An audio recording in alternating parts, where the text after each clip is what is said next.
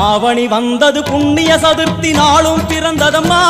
அதிகாலை முதலே மனையில் மங்கள மேளம் ஒலிக்குதம்மா கஜமுகனின் வரவை காண குடும்பம் வாசலில் கூடுதம்மா கோலம் இட்டொரு மனை மேல் வந்தான் ஆரத்தியாகுதம்மா கணபதி ராஜா